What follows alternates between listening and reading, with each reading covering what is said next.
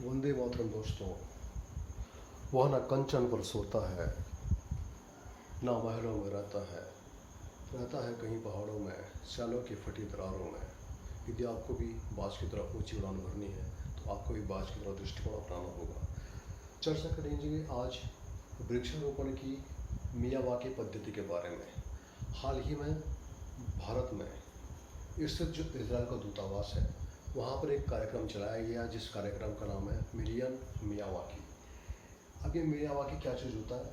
यह मियावाकी शहरी क्षेत्रों में वृक्षारोपण की एक जापानी तकनीक है। शहरी क्षेत्र में वृक्षारोपण की तकनीक, और वह भी जापानी। तेलंगाना राज्य ने भी एक कार्यक्रम शुरू किया है, उसका नाम है तेलंगाना को हरिता हरम, अर्थात तेलंगाना का हरित कार्यक्रम। यह भी मियावाकी पद्धति पर आधारित वृक्षारोपण का कार्यक्रम है। यह एक जापानी वृक्षारोपण की पद्धति है जिसकी शुरुआत की थी आकिरा मियावाकी ने वर्ष 1970 के दशक में।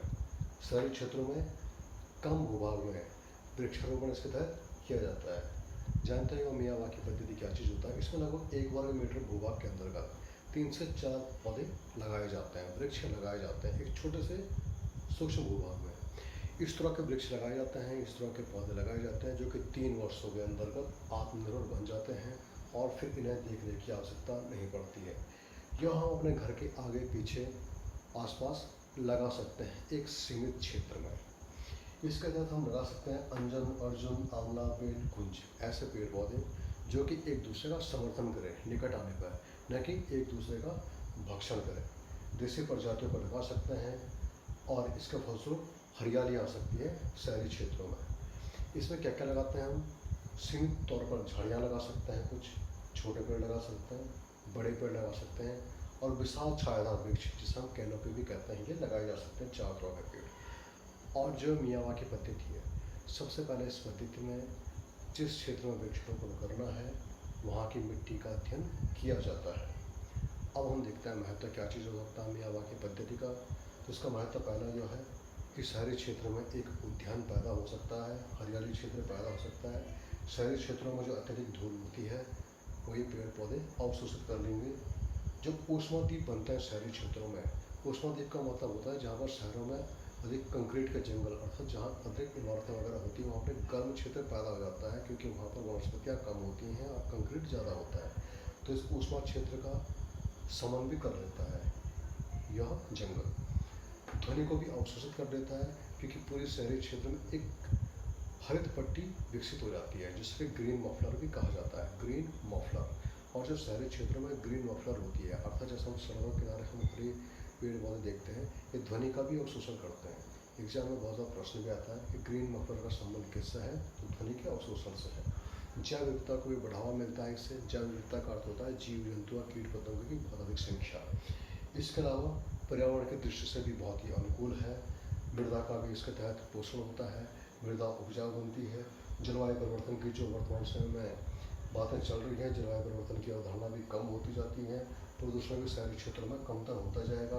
शहरी क्षेत्रों में जल भराव की समस्या भी कम हो जाएगी, क्योंकि पेड़ पौधे जल का अवशोषण करेंगे। इसके अलावा वर्षा भी शहरी क्षेत्रों में बढ़ेगी, भूमिगत जल रिचार्ज होंगे, भूमिगत जल स्रोत, खरपतवार भी नहीं हो पाएंगे, क्योंकि वृक्षारोपण आसपास होता है, बहुत अधिक निकट के क्षेत्रों में होता है।